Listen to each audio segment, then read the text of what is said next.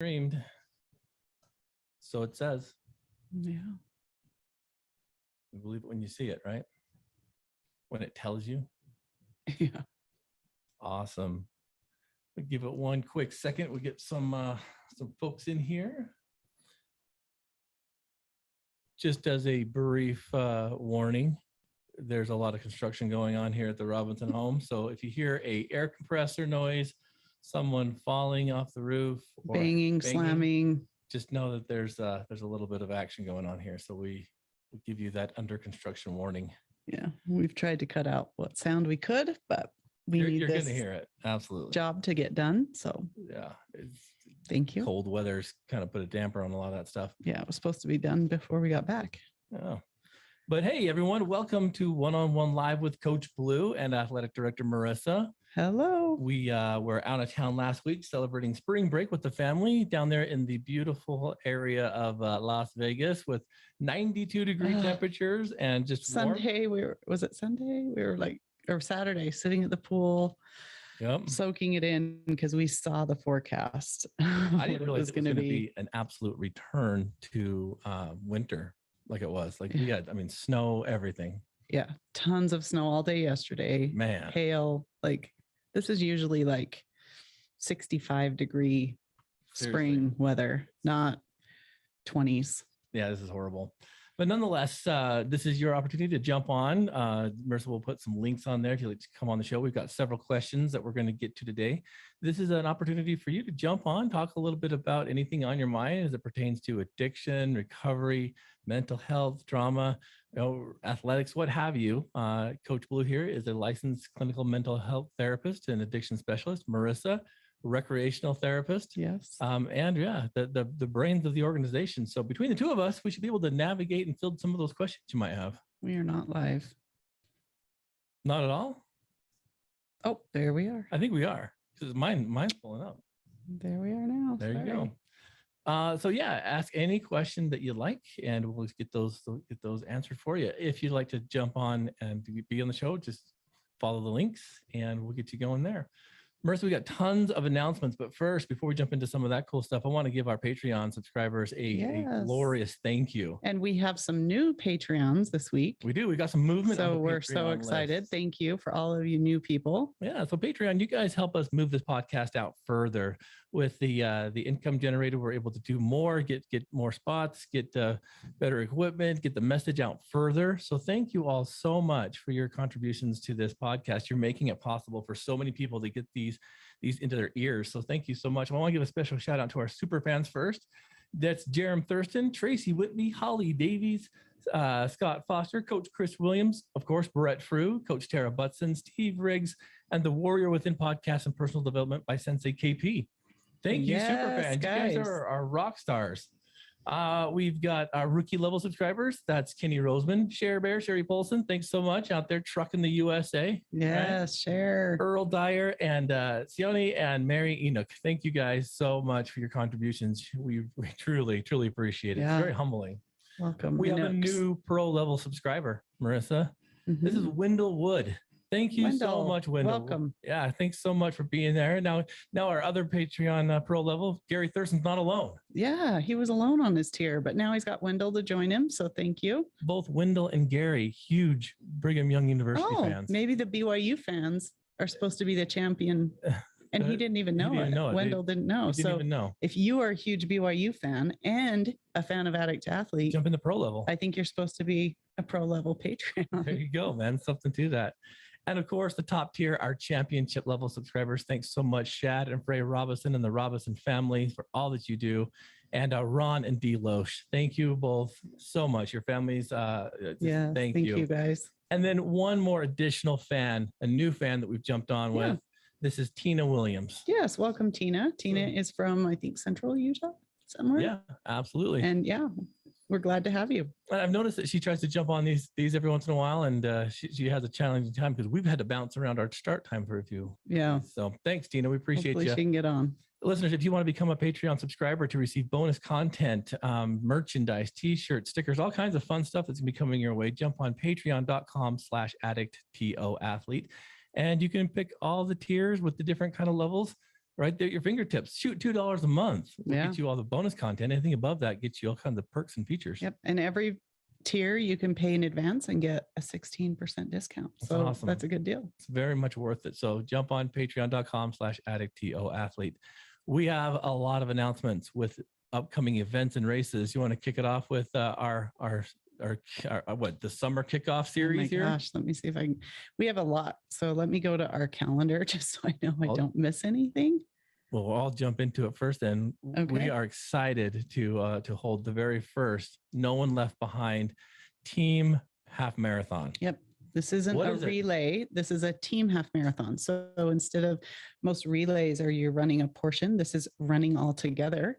And you have to stay within 15 feet of your team. It's a 3-person team for the entire 13 miles from start to finish. So you start together, you finish together, and you run close together as a team, just like we do in recovery. We need support. We don't do it alone. It's all about connection and a teamwork and sober social support. And that's what this race is about. It's a fun, super fun event to do with friends, family, other, runners of yours. Join. Yeah. So the cool part about why we wanted to do this is because instinctively, when we first started the team, we noticed that when people finished the run, they'd go back and run in the next runner. And so literally, like no one ever finished alone. Yeah. And there was something kind of organic and unique about that. And so as we put our heads together about something we could do that kind of brings that addict to athlete message full circle, the No One Left Behind. Registration's now open. Yes. So please get on. It's on our website and our events calendar. You can also go to race entry and search there, and quite a few other race sites. I think we have it on, but get registered now before the price goes up. It's $40 a person. Find your team, register as a team, and come and join us. You're gonna have aid stations out there to get all your needs met, finishers medal, t-shirts, all kinds of fun stuff. Yep, and Spanish Fork, Utah. Yep.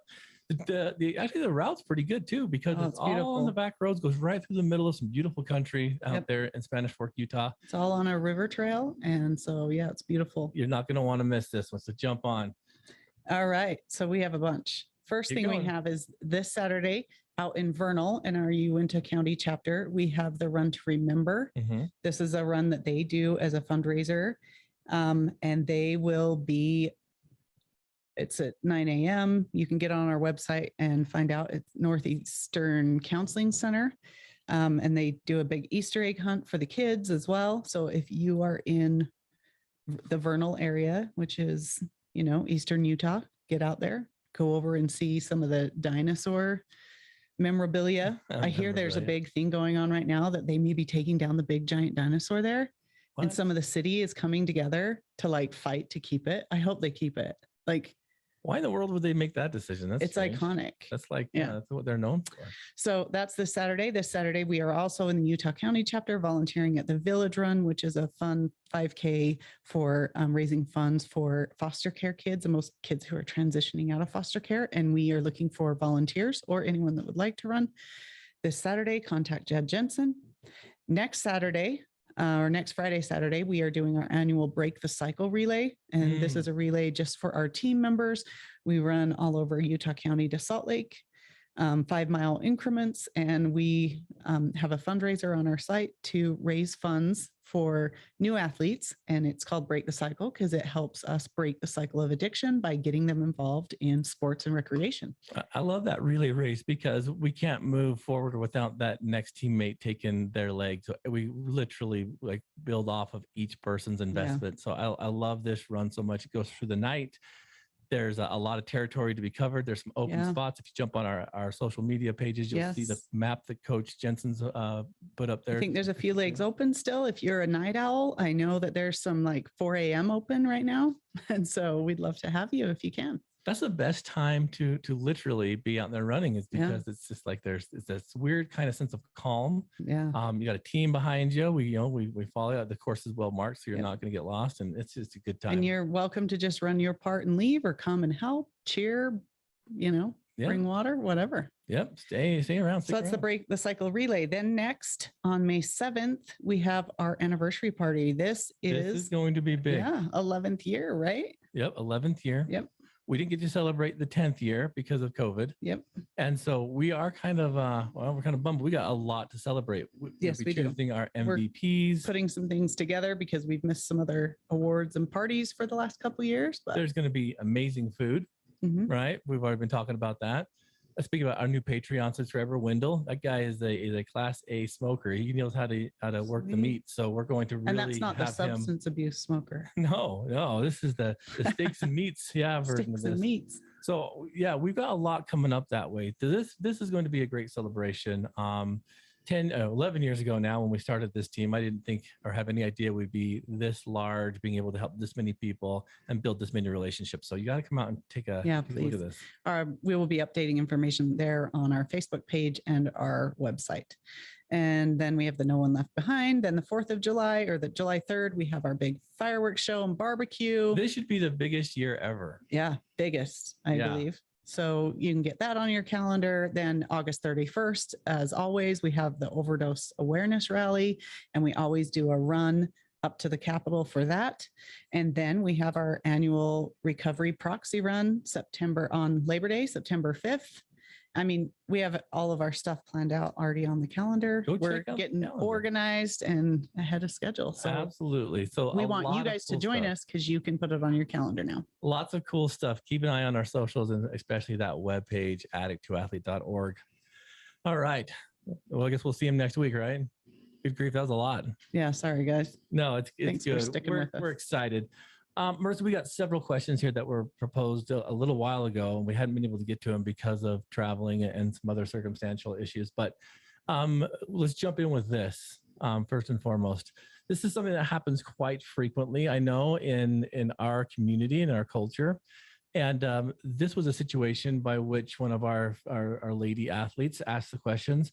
Coach Blue and Marissa, I recently divorced my husband. Well, recently in 2020, it still feels fairly fresh on my heart. But after our divorce, I found that he dove back into drugs and alcohol. And I say back in with a tongue in cheek because he never really did anything like that while we were married, having gone through the temple and done a lot of religious observations. But once we were divorced, he found himself drinking heavily and I think using other substances. What do I do to avoid the pitfalls that this could potentially lead my own children to fall into? And what advice do you give people who are in this kind of situation? So interestingly enough, you and I have dealt with this many times.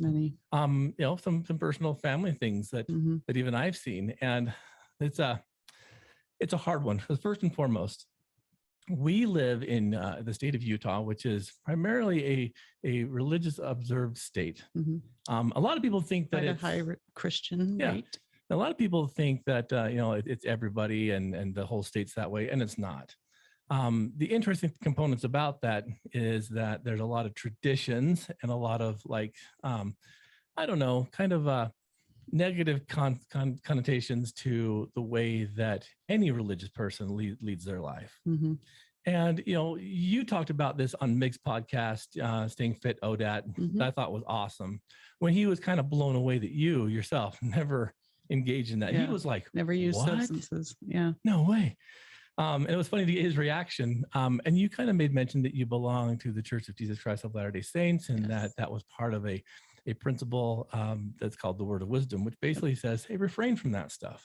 Doctrine that helps guide not only our spiritual well-being, but our physical health and being able to eat healthy and stay away from drugs and alcohol. And so she's kind of asking the question of being raised in that and understanding the principles behind it.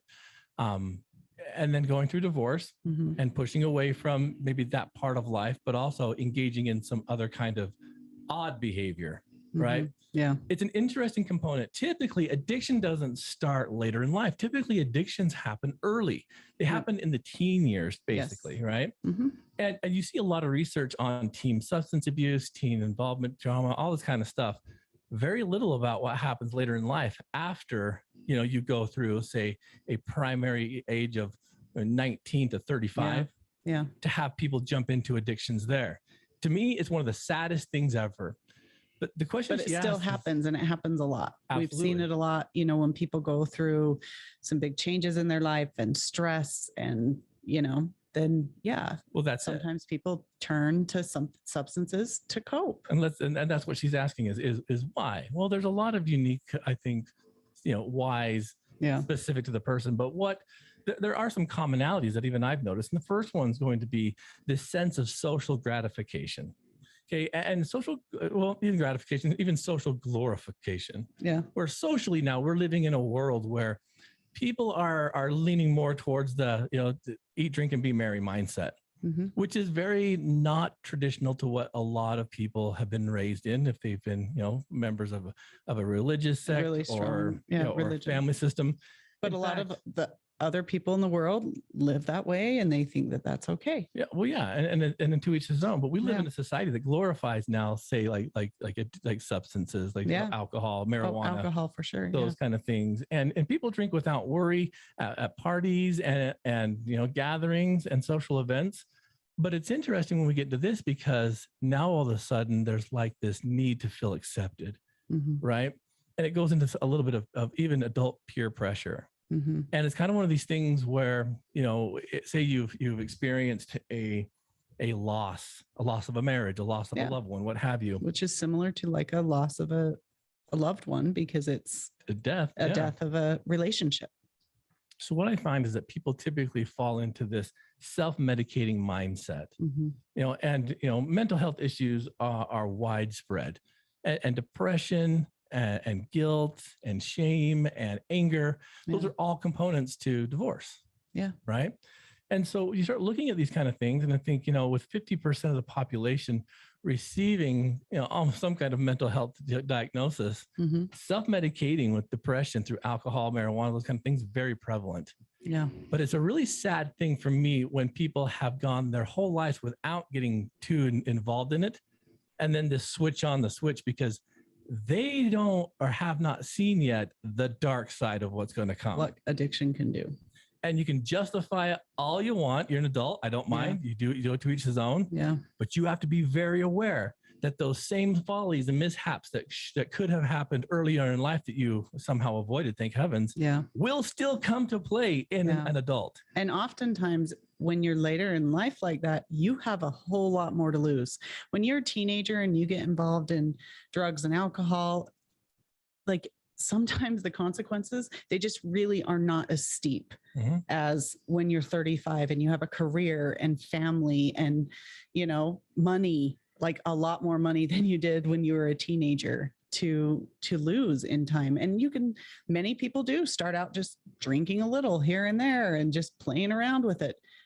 But I don't know how to even count the ones that don't. Yeah. And it just crashes and burns. Well, and that's scary. The hard part about this too is remember when and if you find yourself in this situation, if you have children, you've got to be careful, because what you're now doing is saying everything that we stood for, everything that we taught, everything that we live for, that's all bullshit now. Don't even worry about that, because now when you come over, mom's drinking, dad's drinking, whatever, you know, eat, drink, and be merry. And then they go to the other home and they're like, wait a minute, there's a incongruence here. Yeah. And that for little kids is really hard to understand. It's so conflicting and different that they start going, okay, who do I trust, or what was right? What isn't, what isn't? You're old enough to make those decisions. Kids have a really hard time seeing such drastic differences and being able to adjust and make choices on their own. Yeah. So if you're doing that kind of stuff on your own, please do it behind closed doors. Well, you got to be careful with it. Oh my because gosh. You're going to send mixed messages. Now, here's the crazy thing about that too, is that typically when I've counseled families in this, and it happens quite a bit, when I've counseled families in this, you know, I've been made it very clear, like, you guys have to be able to continue to set parental responsibility as a primary factor in raising your children. So that being said, now you have to understand this. Again, it's a free country. You can do whatever you want. I don't mind. Like, I don't have a hat in the game here. But you do have a lot more responsibility when you have children. Yes, you do. And part of that means that whenever you take a substance into your body, alcohol, nicotine, you know, marijuana, whatever, you will have to give up something on the other side of that. Yep. Right. Yeah. And what I mean by that is you go over, you got your kids over for a visit or what have you, you start drinking. What happens if they need something? What happens if they're having a rough time? What happens if they're a little bit older and you get the phone call, Dad, I need you to come pick me up? Yeah. You're not clear-minded to always make those correct decisions, let alone if they are spending time with you. You can't really have good quality time if you're numbed out. Yeah. And people will debate that until the cows come home, but it's absolutely true. You have to give up something. And it changes. I'm sorry. I was watching this in Vegas. It was kind of interesting. As we were sitting by the pool, I watched people floating around the lazy river with the drinks in both hands. Mm-hmm. And I'm like, you guys, you're missing it. Like I watched one lady who was probably a little bit more than she should have taken, damn near drowned her kid as she was trying to like grab him from falling off a tube. Oh, and I'm like, and even the lifeguards were like, oh, what are you doing, lady? Yeah. Now, I'm not saying that if you drink, you're going to be a bad parent. I'm not saying that at all, but you have to understand that with that comes a lot of responsibility. When we do this out of the blue, after having a life away from it, not knowing the consequences of it, you've got to be careful because you're flirting with danger. Yeah. The other part of that too, is that the spouse then who now sees this behavior as wrong or not okay, there becomes a stressful engagement there too. Yeah. And this is a rough experience too, because now we start putting the kids in the middle of this bizarre tug of war. Eat, drink, and be merry over here, but over here, it's walk the line. Yeah. Which one do you think the kids are going to gravitate more towards as they begin to understand that both sets of parents have very different parenting styles? Oh, very. They're going to gravitate toward the weaker parent, which is the one that's trying to be lackadaisical about the discipline, about the what's appropriate, what's not appropriate. Life. And, And then what happens? Yeah. Conflict.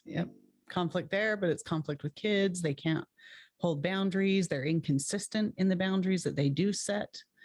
And oftentimes, kids look at that and they either look at the parent being the weaker parent, and then there's an issue with the relationship there, or they look at it as that's the parent that's fun. And so that's the one where I don't have responsibilities and I don't have to do chores and I don't have this. And so they want to live that easy high life as well and follow in your footsteps, whether you're 35 and they're 13.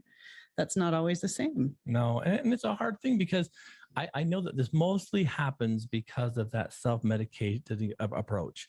You've experienced a divorce. It's probably hasn't been super like sweet and nice. It's probably ended on very bad terms. Emotional. And so we, want to withdraw. And what better way to do that than to numb it out with drinking? And oftentimes and then justify people present it as it's not that. It's they're finally happy. Yeah. Because they're broken away and they're living their life. And these are the things they wish they would have done. And they had all these restrictions before. But to me, I go back to, let's relate this to flying a kite, right?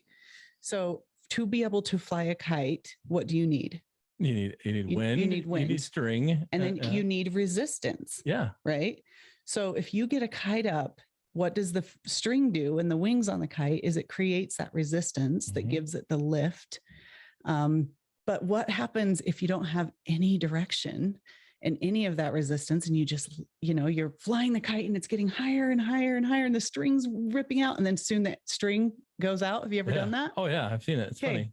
Does the kite, now that it doesn't have any restriction, the kite should be able to fly as big, as high, as far as it would like, because there's nothing restricting it now. No. But what happens? It crashes. It comes back down. Crashes and burns. So people look at it. What kind of kite are you flying if it burns? That's a crazy kite. It crashes. Okay. But yeah, like people look at it as like, oh, I'm finally unrestricted, but it's all of us have to have some kind of restriction. Yeah, we need to present and have our own boundaries and rules for ourselves and our own internal value system to guide us in being able to love other people and do good and be good. And that can give us that. But if we're just thinking we can be free and off doing our own thing, we get very wayward. We do. And it just goes in, a kite just is going to go over and under. That may fly high for a while and then it will lose it. About a year and a half ago, when I was working in some family therapy, there was this very situation, and the teenage son was calling his father a hypocrite. And his father was trying to get up on the soapbox of, no, I'm not, I'm just more free. Yeah. And he's like, so then everything you taught me before is a lie? He's like, no, that's all true. Well, not what you're showing me. And so I would say, guys, be careful. Yeah. And if you're in a situation and the one spouse maybe is a non-drinker or very against that kind of stuff, there's not a lot you can do on that other side of the coin. Yeah. That person's going to make So their the own person decision. answering these questions, that's a hard spot to be in, because you understand there's some danger ahead, but there's nothing you can do. No, except unless keep a relationship a dangerous strong. situation, which typically, I know this might sound kind of crazy and hard after what we just said, but typically there's not. Typically there's not going to be, or there won't be for a few years. Yeah. Absolutely. So it's nothing, you can know what's coming ahead, but DCFS doesn't go and lock up the dad for what's possibly coming down the road in 2 to 3 years. No. So you can't do it. And so to me, it's building the relationship with your kids. It's making sure that you talk to them, that you have an open relationship so your kids love and trust you. They can come to you when they're stressed or worried about what's going on. It's building open communication, but also coping skills. So when your kids are their divorce is already hard enough on them, that they have ways that they can get out their feelings, their emotions, that they can work through them. So build their self-esteem and their confidence, and, get them involved in whatever you can, sports related or art related, building their passions and their hobbies so that they have an outlet for their frustration, for their stress, for their worry. Well, this teenage kid that I was working with too, the one thing also he said was, his dad said, I thought our relationship was getting better. He's like, Dad, you talk, but you're drunk. You don't say anything when we talk. So Dad's on the side thinking that everything's going great. Yeah. Where the son's like, you're not even making sense. You're looping your words. You're sad and like trying to sympathize. He's like, but you're drunk. You'd never say that to me when you were sober. Yeah. On the flip side, he was holding his mom accountable because she was, kind of trying to wedge her relationship in and make him become like an ally. Like it's me and you against your dad. And he's like, that's not fair for me to be put in that situation. No. To mature kid. Absolutely. Because most younger kids wouldn't be able to see that. Well, that would just be confusion. Young kids won't. For years to come. Absolutely. And so it's kind of it's a heartbreaking situation. If you find yourself in that situation and you start drinking post, marriage or even religious experience or just personal values that you've had, be careful and understand the difference between socially engaging versus self-medicating. Be careful. Yes. Because those emotions are going to come out whether you suppress them or not at one point in time. And when you think, oh, well, I'm just happier and I'm having more fun with my kids, because some people believe that, you're still numbing and you're presenting a false sense of who you are and a false sense of your reality and your sense of self, which is presenting something fake to your kids. And it doesn't matter what you're doing to, quote, numb out those feelings. When you numb out feelings, you numb the good and the bad. Yeah. People think that they can use substances and just numb when they're feeling bad. No. And you can't go through and pick and choose what emotions you numb out. So when you're using any substance a lot, you're numbing out everything. Yeah. That was I remember now you said that too. The kid also mentioned that they were hiding it when he came over. He's like, that's the dumbest thing. If you're an adult enough to do it, why are you hiding it? That should be a telltale sign. Like if you're trying to hide it from your kids because you're like, oh, I don't want them to see me doing this. Yeah. That's kind of dumb. Don't do that. Maybe there's some values in there that are not aligning with what you really believe, and there are not. When you do behaviors that don't align with true values inside of yourself, you're conflicted as well, and you will not be happy. You cannot. Well, it's kind of like this. You and I were walking around downtown Vegas a few times. We were going to different attractions and whatnot. And as we're walking down, you smell the pile of crap that is weed. And you smell it everywhere. It's disgusting. It's so gross. Yeah. And it was funny because we didn't really even badmouth it. We just say that's what it is. And our kids were like, that smells like garbage. Why in the piss would you put that in? I was shocked that our kids knew what it was. That smell, well, not like, ooh, what's that smell? When it first came out. But also weed smells different. Like there's not just the same smell for all types of weed, because it's all mixed. Crap. Yeah. So sometimes it smells, different shades. But I was shocked that our youngest 11-year-old was like, I can smell people smoking, you know, and I'm like, oh my gosh, I didn't know that he would recognize that so easily and so quickly. Absolutely. You know, like I think I was an adult before I knew what that smell was. So I guess to kind of bring this one to a close, you know, if you find yourself in a situation where this is unfortunately, you know, something that's going on in your life, know that you've got to be very careful on how you approach it. Yeah. I still believe in my heart of hearts that even when divorce happens and these things happen, that the parent who maybe be struggling with some kind of addiction or maybe not addiction, but even just drinking and whatnot, they still love their kids too. Mm-hmm. They really do. And, you know, it's unfortunate that sometimes people go full throttle to self-medicate or to now live the life that they felt has been, you know, so suppressing. Yeah. But they still love their kids. The second thing is if you're on that side, be careful what you say while inebriated, because, you know, your guard goes down. Mm-hmm. And you could say some things that you probably wouldn't if you didn't have that liquid courage. Yep. On the other side, you know, mom, dad, whoever's on the other side, maybe the clean one, right? Mm-hmm. Be very careful demonizing that parent. Yeah. Because you may feel power and feel good when your kids are like, yeah, dad's the bad guy, and you have the kids on your side. But in the long run, and when they get older, that will not be a good thing. Yeah. To demonize the other parent. You want them to love and respect them too. I would encourage giving kids as much as they can of control and choice rather than ever doing something to make you happy or the other parent happy, because kids will not make good choices that way if they feel like they're making the choice to get your love and approval. They're not making a choice that they would want. So you bring up a good question, and maybe we're gonna go rogue just a little bit, right? Because the one thing I don't want the listeners to pick up on is that if you use drugs or alcohol, you're bad. Mm-hmm. Because I don't want that.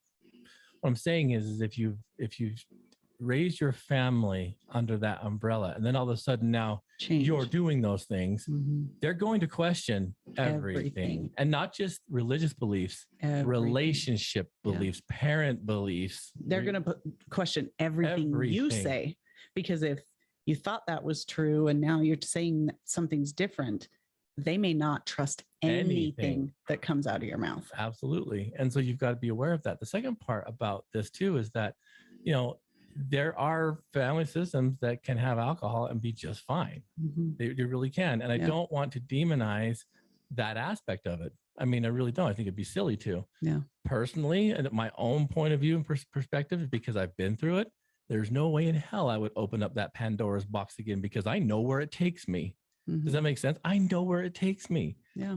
For someone who's never grown up with it, doesn't understand it or whatnot, you may be thinking that it's just a party, but it will catch up with you. Yeah. And you say, you still miss something. You do. You will lose something by adding something there. Absolutely. And you have to decide personally, is the loss worth the gain? There's got to be a point where maturity takes place, and husbands and former husbands, former wives mm-hmm. can flip and start talking. And if you need a mediator, by damn, get one, because this is a huge thing. Because again, when it comes down to it, when you have had children with someone else and you're moving on and you're divorcing, and yes, it is emotional and hard as an adult and as a parent. Can you imagine multiplying that by 1,000, mm-hmm. what it's like for a child? Number one, first and foremost, is what the child needs. Mm-hmm. Sorry, you became a parent and you forfeited many of your rights to do what you want, when you want it, how you want it. I've noticed that with our own life. You know? Yeah. And so your kids come first. It's not going to be about what you think you need or what is best for you, because you're going through a hard time and it's hard for you. You put your kids first. So then what happens? Chose to do that. What happens when kids start making their own choices, right? Like, I don't want to go to dad's house. I don't want to go to mom's house, right? Yeah. How do we navigate that one? Sadly, you respect it. And if they don't want to go, you do not force them. But it's my weekend. It's my weekend. You know how many times I've heard that? Yeah. It's my weekend. Again, isn't that the biblical story of, it's like, this is my baby? No, it's my baby. Yeah. Okay, well then we'll cut the baby in half. Yeah. And the real, the real mother was like, you have the baby. Yeah. it's the parent saying, but it's my weekend. I don't care. It's about me, not about the child. Yeah. And it's about the child and what they need and they want.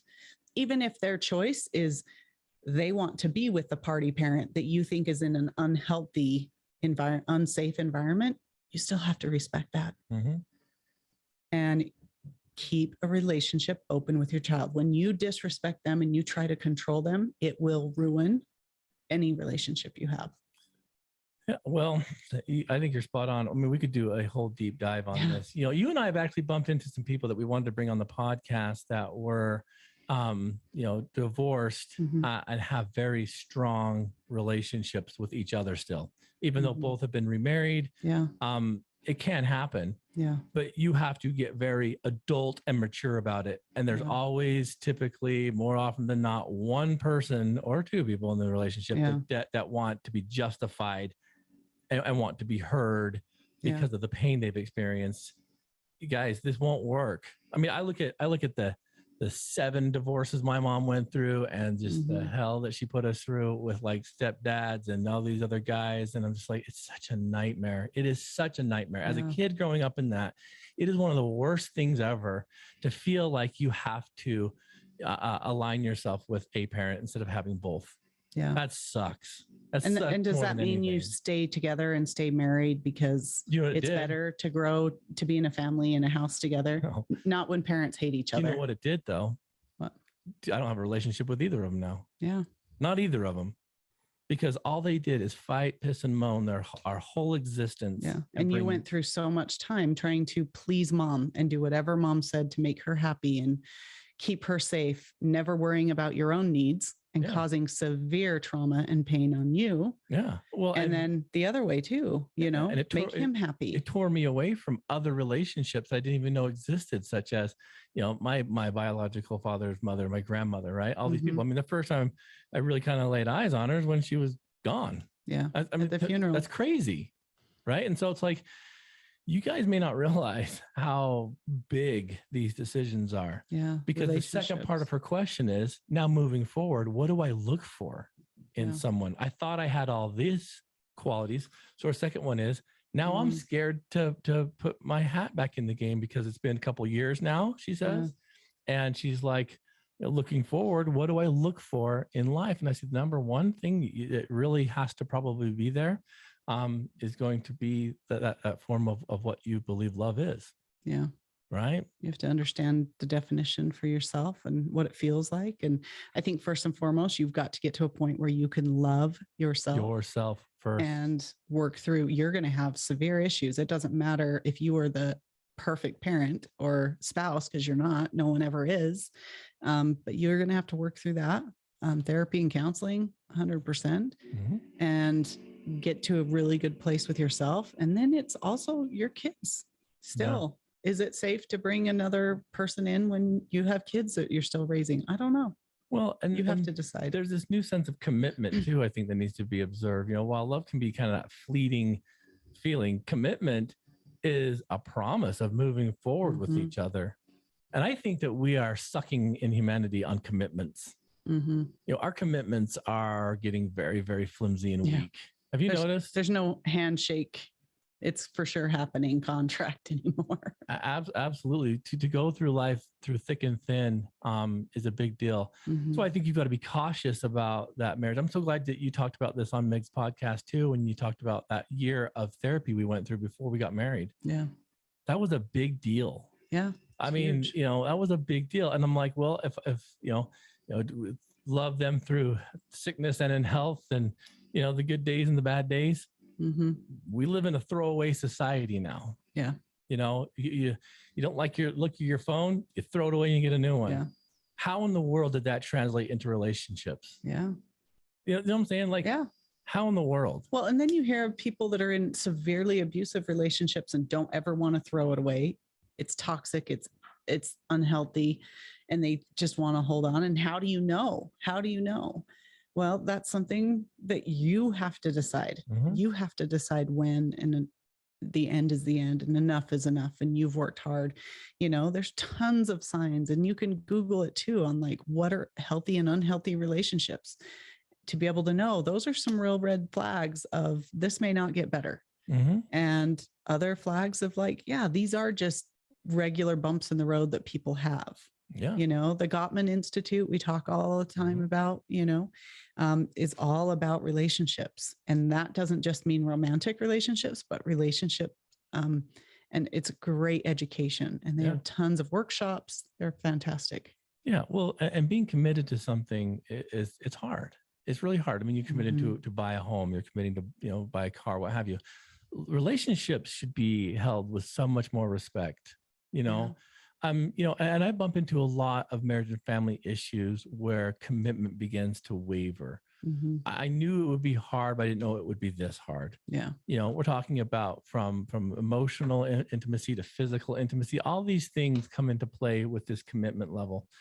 What I've noticed, and this is the dumbest cliche in the world, but it boils down to this: the number one cause of divorce is ineffective communication. Has nothing to do with money, has nothing to do with anything else. It's ineffective communication. It's when you stop communicating. So it's not infidelity, it's not pornography, it's not addiction, it's communication. Yeah. Well, let's jump on that pornography bandwagon for a second, right? Male in the relationship begins to look at pornography, typically out of a situation at first, maybe because maybe some emotional, physical needs aren't being met, but then it turns into more of a stress reducer. It turns into more of a pastime. It turns more into that activating engagement that an addiction would. Yep, absolutely. But it all begins with an inability to communicate.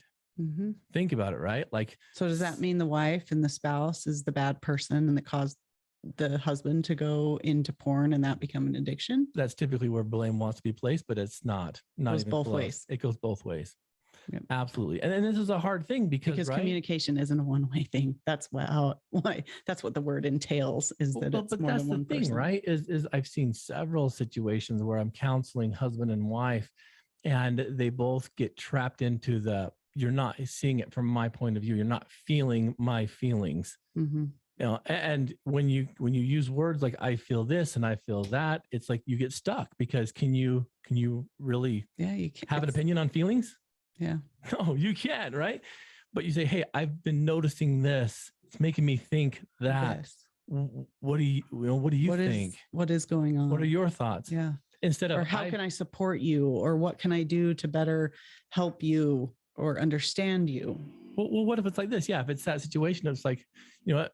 It'd be like this. I feel that you're just not attracted to me anymore. I feel that our relationship is drifting apart. You know, I feel that we're not as intimate as we used to be. What happens? I mean, how do you argue that? How do you don't? And some people but now would. I have to, but that's the thing, right? That puts you in the victim mode and puts me in the aggressor. So what do I have to do? I have to cater to those feelings. Yeah. But if I said, hey, I've been noticing some emotional drift lately, and that makes me think that you don't find me attractive anymore. What are your thoughts? Yeah. All of a sudden we're talking. Yes. That may be harder because then you will question and you will, address that. But if you start telling someone how to feel or that their feelings aren't right, they're going to resent you. Or it's like this. You'll feel controlling and anger. You cannot address because those are your feelings. No one can tell you how to feel. If you would have said, Blue, I feel as though you're spending too much time on the bike and I'm just really feeling like you're not pulling your parental responsibility. And I'm just really feeling, I would have been like, well, okay. Yeah. But when you said, hey, I'm noticing that you're gone a lot on your bike and I know you love it, but I need help here. Yeah. What do you think we can do to, and that's when we came up with this amazing thing of like, I'll come up one night with the kids, you the next. Yeah. Well, novel idea. But if we would have felt our way into that, we'd probably still be debating those things. Yeah. So it's hard, but listeners, you've got to talk about this stuff. Yeah. Think about it for a second. Hey, you know what? I've noticed some things on your computer. It makes me think that there's some pornography use. Are you okay? Yeah. You know, can you imagine? But it's a hard place to get to. And it's hard because it's easy to come in and like point fingers and demand or shame or bring in too much emotion, like about what they're doing rather than like, hey, what's going on? Can we talk about this? You know? Yeah, help me understand. What do you I'm think? worried. Yeah. And I'm stressed and we need we need to talk about what's going on. It's a big one, but none of us typically do that because, again, thoughts can be debated. Truths are my truth. Yeah. And my feelings are my truth. Right. Yeah. So it's a hard one. Ineffective communication is probably I would say the number one cause for disruption. Yeah. I mean, think about it, right? Like the time that you said to me, like, I'm noticing you spending too much time in this ecclesiastical calling. Mm-hmm. I would need you to kind of reel it in a little bit. What do you think? Well, because then we do have to argue and we do have to debate. And that's hard too, because then you're saying, well, I'm not, and I don't believe that's what's happening. And I'm doing the best job I can. And I'm doing what I think is appropriate. Then we have to go back and forth to come to a compromise. So with that, well, negotiate, really, not a compromise. But here's the situation. You use a lot of the I've noticed, I'm thinking, and you did use some feeling in there, but it was appropriate to you, not it wasn't a feeling replaced with a thought. Does that make sense? That was one of the coolest things you did, because I had to think and see it from your perspective. I can see what you're saying, and it does make sense. But there were times I said that to you, we had... remember, I said, I feel as though this is what I'm supposed to do. And I remember something to the tune of, well, what do you think you should do? Should you limit more? Should you, help them not use you as a therapist, but as an ecclesiastical leader? And I'm like, aha. Does that make sense? Yeah. But then again, how long we had to go through this for a lot longer, because we had to share our thoughts. Marissa, my feelings were getting in the way. I wasn't thinking, I was feeling. Well, and I do too. I did too, because I felt like you were choosing them over me. I felt like, okay, well, but wait a minute. But again, let's break it down for the listeners. If you felt that, what was it really though? Right? Because if you said, I felt like you were choosing them over me, you were feeling alone. You were feeling abandoned. Yep. Neglected. Absolutely. So if you say, hey, I'm feeling abandoned and neglected because I think you're spending too much time, whoa, that's the whole kit and caboodle right there. But if you say, hey, I feel like you're just not around anymore, I'm going to get defensive. Somebody, what are you talking about? Yeah. And I hate more than anything when someone says, well, I'm sorry you feel that way. Oh my gosh, Marissa, that to me, when someone says, I'm sorry you feel that way, how dare you? Yeah. Because what is that? What is that context even? What does that mean? I'm sorry you feel that way. It's just narcissistic. If someone ever says that to you, that's because you're not supposed to be using feelings. Guaranteed. And the person saying that doesn't know how to identify the thought. Yeah. Instead of, I'm sorry you feel that way. Why not? Wow, what makes you think that? Yeah. Let's find out what they're thinking. But why would I say that? If you're making me mad, why would I say, I'm sorry you feel that way? I'm going about my own merry way. Why would I say, wow, help me understand that? Why do you think that? Because then you're going to be giving me some incredible feedback. Yeah. But I don't want to be wrong. Yeah. I don't want to be called out. Because then there's pride involved, and there's, See? And that's hard. Yeah. That's hard to feel. It's hard to work through, because then you have to have the uncomfortable feelings inside. Okay, so let's break this down even a little bit further. Now we're running out of time, but I want to break this down a little bit further. You and I have always kind of taken a step back and thought, okay, how come we are as strong as we are? And we've talked about this on podcasts before. We're quick to own our parts. Yeah. But I also think it's because of that degree of communication as well. Yeah. That I'm humble enough, and I trust you enough, and I'm committed enough to this relationship that if you notice something, I want to know why. Yeah. And you want to know why. Hidden, because I don't want to push you away until there's so much resentment and anger and frustration that I blow up, and it's huge too. And you have to be okay with doing that and be able to have that trust in a relationship that you can come forward when things are little or stressful, and that you will feel heard and understood and validated. Yeah. In that. Well, you've both done a great ways. job of allowing me to be validated at the same time, listening. I remember one of the conversations we've had recently. And I say recently, within the last maybe year or so, and it was about, why am I always pursuing the sugars? Why am I always going for the donuts and stuff? And you sat there and thought, you helped me immensely, because you're like, what do you think it means to you? Yeah. Well, when I tried to just control you and tell you it was bad, or when you shame threw the feelings at me, yeah, or make you feel bad for it, that doesn't work. No, it didn't work with me. Yeah, it makes you feel bad. It makes you angry. It makes you resentful towards me rather than the behavior and the topic that we're talking about. And we're talking about something outside of us rather than putting you and I against each other. And I just had to really back off, and I can't force you to do something. So I'm like, help me understand what you're thinking about this. Yeah. And how do you see it? Yeah. So that I can understand why you're doing that. Absolutely. You know? And then all of a sudden that light bulb moment was more helpful to you. Did you change right then? Not immediately. No. And I had to be okay with that. And that's okay. Yeah. But it did, sucked, but it planted the seed of thought, not and then that's what I said. Then it takes longer, because then we have to work through it. And then something comes up again and we have to talk about it again. And most people don't want that. They want to feel like they've resolved something quickly and easily. I think that's one of the reasons why, typically people start coming in to get help for marriage counseling when the physical intimacy is withdrawn. And again, it's the same thing by which they're not communicating about it. They're just coming home after a long day, and at night they're wanting to jump in the sack and have some sex. But when it boils down to it, like, there's a whole nother life that's been lived at home with the kids, the stress, all this kind of stuff. And they're not talking. And the partner's partner's not in the mood.